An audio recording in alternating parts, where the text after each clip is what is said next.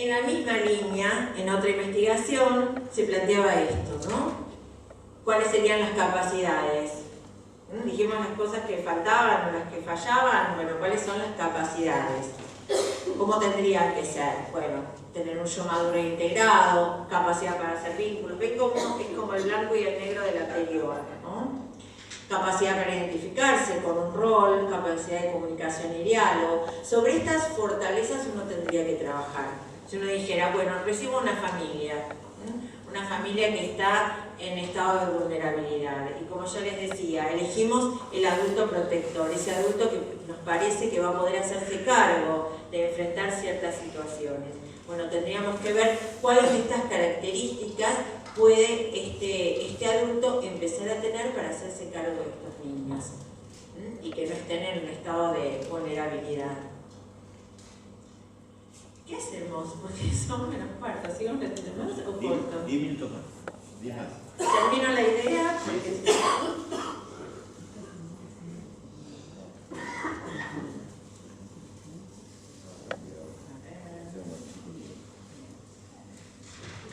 Y en otras investigaciones volvemos a ver esto mismo, ¿no? Como en los niños que han sido maltratados aparecen estos, ¿ven? Trastornos en el apego. Trastornos en el apego es otra vez esta cuestión del vínculo. ¿Qué vínculo tiene que tener este papá con este niño? Este vínculo de confianza, de seguridad.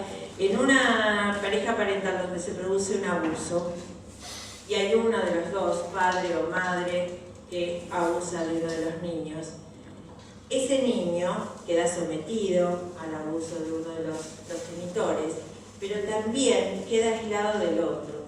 Ese otro no pudo vincularse de una manera adecuada como para que este niño pueda acudir a ese otro papá y poder confiar lo que le pasa, ¿sí? Y otra vez lo mismo, ¿ven? Una inteligencia emocional deficiente. Nosotros ahora estamos trabajando justo con competencias socioemocionales, ¿sí? Empatía, control del enojo, regulación de las emociones, optimismo, asertividad, ¿sí? Todas competencias que tengan que ver con esto. Bueno, un poco a modo de cierre. La incapacidad parental, ciertas deficiencias, el no poder cumplir con este rol, yo lo llamo siempre de sostén, de espejo, de cuidado. La psicología siempre habla de o estos autores por lo menos hablan de este lugar privilegiado que tiene el niño al principio para los progenitores, este lugar majestuoso e importante al que se le asigna, esta prolongación de uno mismo, todo esto que lo hace ser único y que luego de a poco va creciendo y se va independizando. Este lugar el niño maltratado no lo tiene, o lo tiene en función de satisfacer las necesidades del adulto, pero no de que crezca. Bueno, sobre esto es lo que hay que trabajar. Esta incapacidad parental que puede tener que ver con la regulación de las emociones, con el rol, con la empatía, que ahí lo expreso como falta de control, de cuidado y de atención, distorsiona los roles. Esta madre o este padre que tendría que ser protector no cuida al niño como lo tiene que cuidar, deja un espacio de vulnerabilidad. Este otro puede tomarlo como presa fácil porque el niño es indefenso, porque no puede contar lo que le sucede, porque no entiende lo que le sucede. Y esta distorsión de roles expone a los niños en riesgo. Los deja, como ya les decía, en un lugar de vulnerabilidad. Y este lugar de vulnerabilidad lleva al maltrato infantil.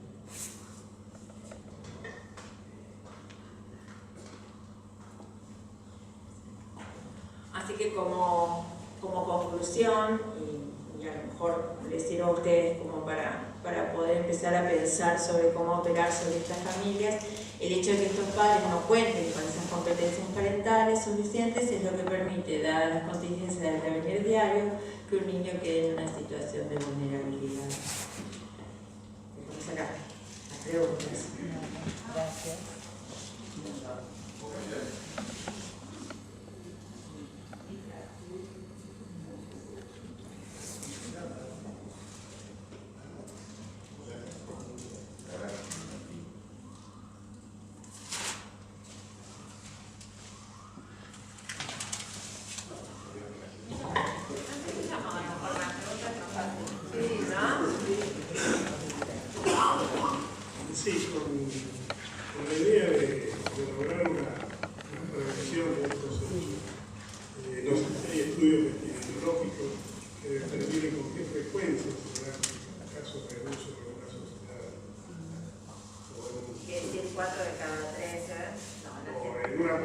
de X número de habitantes, cuántos chicos son estos pequeños. Y no hay ese tipo de estudios. ¿Para qué nos serviría? En el caso del maltrato infantil, digo, porque en caso otros del casos... infantil, para hacer políticas de prevención. Claro, sí, sí. Yo sé que se producen 1000 casos cada 100.000, es una historia, si se producen 1000 casos cada millón, eso... Bueno, yo les voy a contar algo más en la pregunta. En el año 2008 se cerraron los tribunales de menores. Hasta el 2008 funcionaban en provincia de Buenos Aires los tribunales de menores.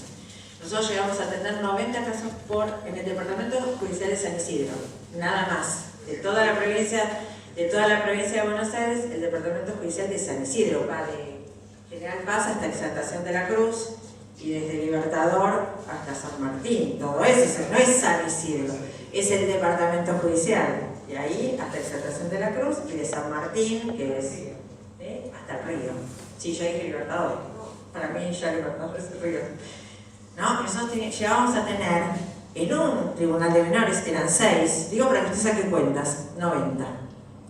Ahí cambió la ley, porque vino todo el tema de la subsecretaría de casos por día, por mes llegué a atender. Yo, sola en mi tribunal, pero había otros, ¿sí?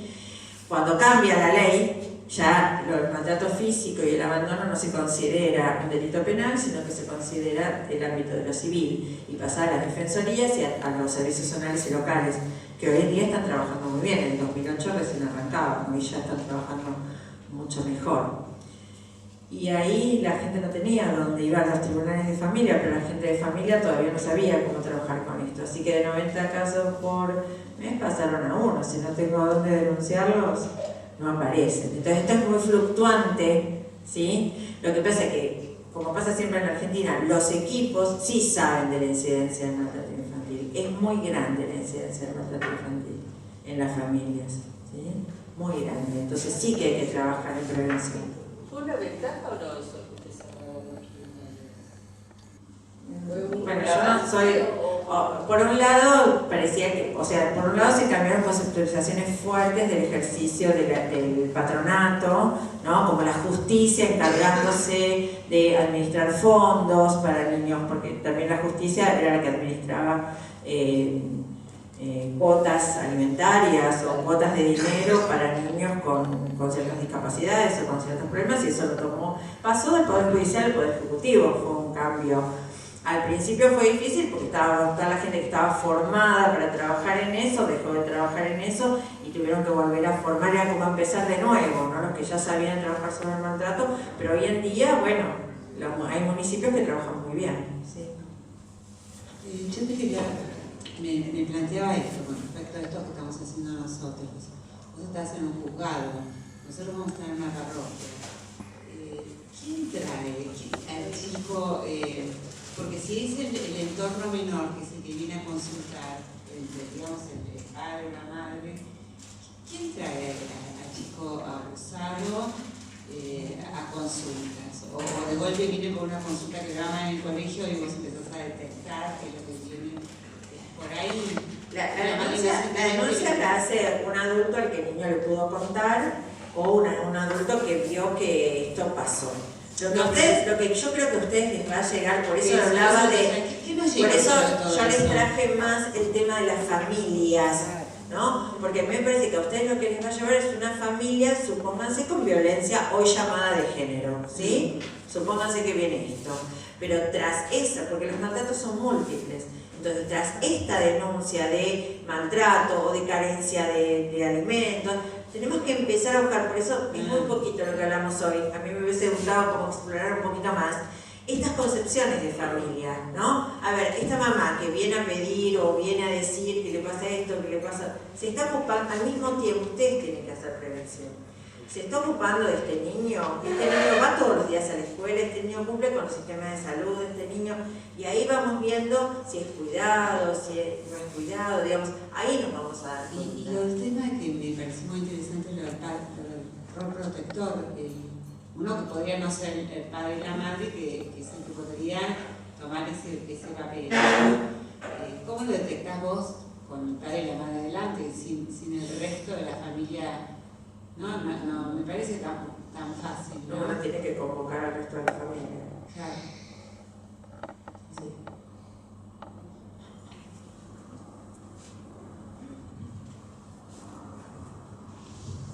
¿Cómo pensás, o sea, una de las ansias que tenemos nosotros en consultoría es armar las redes? Armar las redes para que nuestro trabajo pueda estar en conjunto con. ¿Cómo pensás que podemos hacer para trabajar en conjunto con los abogados? Con municipios, sí. Sí, con los servicios al principio. Me dijeron que la gente que va a exponer después va a hablar de eso. ¿Es así? Sí, sí. Claro, entonces mejor yo no me meto en eso. Van a hablar de las redes. No, la pregunta es cómo nos podés ayudar vos. Yo personalmente. Sí, Me mandan un mail, el lugar donde estás para que esto pueda. Digamos, yo hoy en día no trabajo ya más en el juzgado. Cuando se cerraron los juzgados de menores, yo me fui de los juzgados de menores. Trabajo más justamente en esto, en asesoramiento, de cómo estoy muy conectada con los servicios zonales, estoy conectada con el juzgado, estoy conectada con abogados, digamos, sigo trabajando en la problemática y el tema de investigación, en lo académico, y entonces por ahí sí, analizamos el caso, porque si bien está la ley en la que hay que denunciar, sí o sí, que toda persona está obligada a denunciar, es muy interesante pensar cada caso. Pensar cómo llegar a la justicia a veces está demasiado desbordada, y si bien trabaja muy bien, por lo menos en el Departamento Especial de San Isidro y San Martín, con yo trabajo, en Ciudad de Buenos Aires, bueno, hay un montón de profesionales muy competentes que trabajan muy bien, a veces no pueden llegar o a veces no está dada la situación familiar como para empezar por ese lado. Entonces hay que analizar bien esta problemática y contar con los profesionales que estén en el tema. Pero claro que tienen que armar redes, ustedes tienen que tener abogados a quienes consultar o psicólogos que trabajen, jurídicos, ¿no? Que trabajen en esto, porque es como todo, uno tiene que estar como metido en la problemática y trabajar en eso como para conocerlo.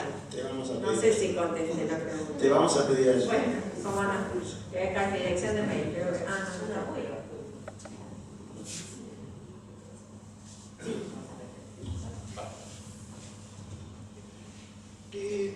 Con respecto a la figura del padre protector, ¿es así? ¿Cómo? Adulto protector, Adulto ese no es el protector.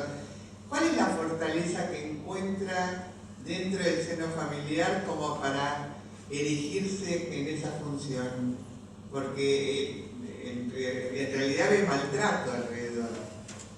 ¿Cuál es la fortaleza de él para poder identificarse como adulto protector? ¿Cuál es la fortaleza que tienen que ver ustedes o la que tienen que...? No, la que tenemos que ver nosotros sí, obviamente, pero él dentro de una familia que hay maltrato o abuso. Sí, quizás él o ella, ¿no? ¿Por qué aparece? Me estás preguntando sí, vos. sí. Bueno, esto tiene mucho que ver con la resiliencia, ¿sí? No importa la hostilidad o el medio en el que se desarrollen, las personas se crecen de diferentes maneras, ¿sí? Y esto tiene que ver con otros factores o con otras variables personales, particulares, relacionales que tuvo con otros, ¿sí? De esto habla mucho Cyrulnik, esto si lo quieren leer, Patitos Feos, El Fantasma, ¿sí? ¿Lo conocen? Bueno, la verdad que Cyrulnik habla muchísimo sobre la resiliencia y cómo personas que están en medios totalmente hostiles pueden salir adelante, ¿sí? A mí no me gustan mucho los modelos americanos, hay muchos modelos americanos que también se usan en Chile,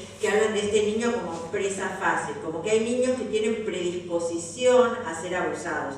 Y entonces ahí no me gusta porque estamos pensando que el adulto no tiene tanta incidencia o culpa o responsabilidad y que porque el niño tenía estas deficiencias o estas discapacidades, sí. Pero sí tiene que ver con que es más vulnerable. En algún punto sí es más vulnerable y entonces puede ser más sometido que otro que tiene otras características. Y entonces se va a sostener, muchas veces denuncian los hermanos. Un hermano más grande, que no lo padeció, porque a veces hay trastornos mentales que llevan que un padre haya sido de una manera padre-madre, siempre que digo padre es padre-madre, ¿no? Haya sido de una manera con un hijo y haya maltratado al que sigue. Gracias. Bueno, no importa que pregunte la señora, después pregunto yo. El chico que es maltratado, suponiendo que sea el padre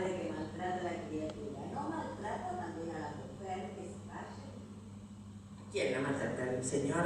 Sí. ¿Me está poniendo un ejemplo de un varón que maltrata? Un varón maltrata al hijo, Sí, físicamente. físicamente. No maltrata a la mujer. En los casos de violencia física sí se da más agresión también hacia la pareja parental. A veces no, a veces ya se dio la violencia y se mutó hacia el niño. En los casos de abuso sexual no. En los casos de abuso sexual a lo mejor no hay ningún tipo de violencia y sin embargo... A la verbal o a la de golpe, porque yo en la docencia he visto que cuando vos hablas con la madre, calla. Claro, pero calla porque a veces también pone al niño en ese lugar. Bueno, ahora le tocó al niño y ella se pudo correr de ese lugar de ser agredida. Ahí esa mamá no puede convertirse en adulto protector hasta que si podemos trabajar en fortalecerla, sí. También tenemos que trabajar con ese papá, porque ese papá puede tener ciertas dificultades que no está viendo, que no está pudiendo controlar, que lo exceden. Toda persona, los psicólogos pensamos, ¿no?, que toda persona es recuperable. Si realmente quiere cambiar y quiere modificar su conducta, la va a poder modificar dentro de las posibilidades, ¿sí? Pero no es tan rígido, digamos, no es tan así. A veces dentro de una familia yo he tenido casos de padres que han maltratado a uno de los niños y no a sus hermanos y no a la pareja, pero a uno de los niños sí, porque había una identificación con él, porque había ciertas cuestiones que lo relacionaban con... Ahí ya entra más el trastorno mental. Sí, hago una preguntita y después te paso el micrófono. Mi pregunta es, ¿el abusador puede, no sé si está bien dicho, curarse? Curar, enseñar y... En el sentido de que puede dejar de tener esa conducta. Educar es enseñar, curar. Argentina está bastante lento en ese sentido de lo que tiene que ver con tratamientos de las personas, de los perpetradores o de las personas con conductas sexuales inadecuadas, como se llamamos. Igualmente se trabaja mucho, se trabaja en revinculación, se trabaja en los centros de salud. Alemania, Inglaterra, Canadá son los que tienen estudios como más avanzados. Ellos explican, y más o menos se dan las mismas, para el señor que le gustan las estadísticas, del 100% de las personas que acuden, un 40% permanecen en tratamiento y un 20% se recuperan, con esa proporción. Hay perfiles difíciles, como ya muy instalados, con patologías que no son reversibles, esto está en la reversibilidad, pero hay otras características que no, que son personas muy dañadas, sobre todo el maltratador físico. El maltratador físico tuvo que hacer un esfuerzo muy grande para olvidar el dolor, y lo que hace es repetir esto y hacerle tomar conciencia de lo que él sufrió, es volverlo a someter, quizás se los estoy explicando muy rápido, discúlpenme, es volverlos a someter a una situación de dolor y no quieren volver. En el tratamiento es muy doloroso para ellos porque tienen que volver a sentir el dolor cuando eran niños y también eran maltratados.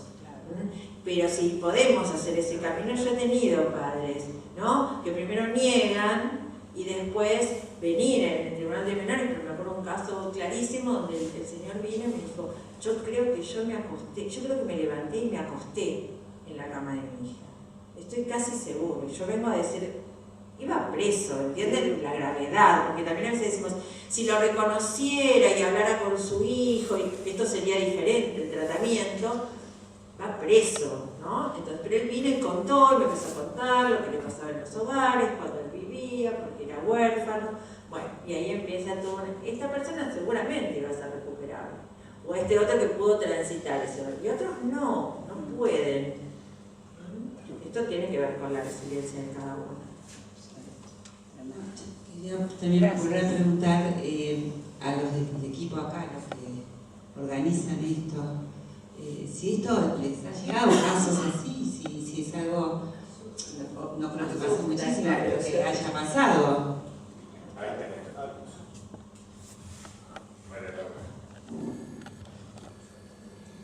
No, yo cuando te escuchaba me quedé mucho, por nosotros atendimos un caso de una señora con violencia, una adulta, y Agustina nos resaltaba esto de que le diéramos toda la energía para ser buena madre, y desde ahí la fuimos acompañando. No sé si te acordás, Agustina, y era verdaderamente, venía con los golpes ella, sí. Pero no de menores.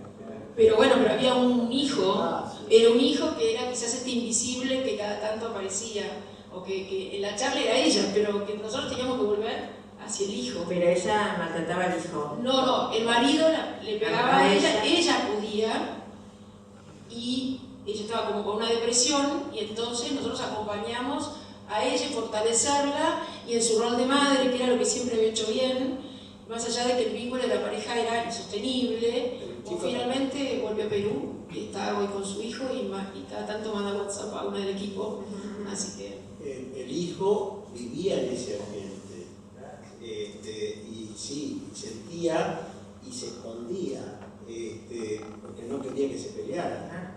Y él era el que permanentemente la acariciaba a la madre, cuando el padre la acariciaba, como cosa que sí vivía eso, ¿no? Claro, sí, la trataba de calmar. Voy para Agus. En realidad sí, hemos tenido muchísimos casos donde es abuso de violencia entre adultos y por lo general viene quien recibe esa violencia. Y hemos tenido muchos casos de esos. No hemos tenido que denunciar casos de niños, por suerte. En ese caso recurriríamos a Rose y veríamos cuál es el camino más apropiado, porque no es fácil llegar a buen puerto, ¿no? Entonces hay que analizar muy bien caso por caso para ver qué hacer. Lo que hemos trabajado siempre mucho es en fortalecer a la persona más sana que encontramos en el núcleo familiar para hacer que se empiecen a cumplir esos roles y esas funciones de acuerdo a cada caso en singular. En aquel terminó concretándose una separación y se salvaron un poquito las dos personas más vulnerables, pero bueno, se trabaja fortaleciendo más que tratando de crear división y daño dentro de la familia, ¿no? No hemos tenido casos concretos donde tenés que proteger legalmente a un chico. Me parece que en ese caso buscan otros tipos de institución más que la nuestra. Pero si no, claramente que va a ser derivado, porque no estamos capacitados para esto, acá no hay profesionales, así que, pero bueno, no se asusten. Igual está muy bueno esto que cuenta Rosa, ¿no? De poder mirar también al perpetrador como víctima y mirarlo humanamente, porque ella acaba de contar un caso donde el perpetrador fue mirado muy humanamente y de ahí va la sanación, si querés, o la posibilidad de ayudarlo, y ese es el rol que acá mucho trabajamos nosotros, ¿no? En mirarlos como personas, esa mirada es la que por ahí les da a ellos más esperanza de salir adelante, ¿no? También al victimario, ¿no? Siempre y cuando el niño esté protegido. O sea, primero el más desvalido, que es el niño. Después los adultos, pero primero el niño. Una vez que el niño está protegido, bueno, a ver qué hacer. Porque uno de los pocos casos, el último que fue a juicio y papá y la abuela en este caso fueron sentenciados, el juez antes de dictar sentencia me 2 horas y media en el estrado, pero antes de dictar sentencia me dijo, ¿y cuán perjudicial? ¿Y usted cree que no es perjudicial para el niño que el padre vaya preso? Le dije, perdón, yo no tengo nada que ver con eso. Los que ponen las leyes, los que hacen cumplirlas y los que piensan que las personas tienen que ir a la cárcel son ustedes, ¿no? Yo vengo a hablar de lo que es bueno para el niño. Por supuesto que un niño que, porque él pudo develar una situación traumática que se veía en la casa, su padre o su madre hoy en día está privado de la libertad, es un niño que se siente muy culpable. Entonces hay que tener mucho cuidado con todo esto de cómo trabajarlo. Esos niños tienen que estar en tratamiento, tienen que tener un adulto que los cuide, tienen que entender que no fue responsabilidad de ellos. Entonces, por eso les hablé desde un principio del tema de la vulnerabilidad. Un niño es vulnerable, un niño hay que cuidarlo, ¿no? Tiene que crecer, es totalmente frágil en su psiquismo. Se van a adaptar, los niños se adaptan, son de goma, se sobreadaptan. Pero después vienen las consecuencias. Después tenemos, niños que habían sufrido un maltrato en la infancia, que no habían sido tratados y que las familias habían seguido siendo disfuncionales, eran los jóvenes que después atendían en conflicto con la ley. Estos niños que después salen a exponerse, porque ya pasaron tanto que pasar un poco más, ¿qué importa? Ellos no, muchas veces yo lo veía en los chicos adultos, en los jóvenes en conflicto con la ley. Ellos no salían a matar, ellos salían a matarse, ¿sí? Se inmolaban. Y ahí, claro, toda la sociedad corría peligro, pero la verdad los que estaban más en peligro eran ellos. Y eran los mismos niños que habían sido, de alguna manera, descuidados en la infancia. Entonces yo creo que ustedes como consultoría primero tienen que mirar a los niños, ¿sí? Y ver cómo se los puede proteger. Por eso les hablaba de este adulto que a lo mejor fuera más protector. Y después, por supuesto, fortalecer a estos padres para que quizás más adelante puedan retomar un vínculo con sus hijos. Muchísimas gracias, Rosa, por todo lo que nos has dicho.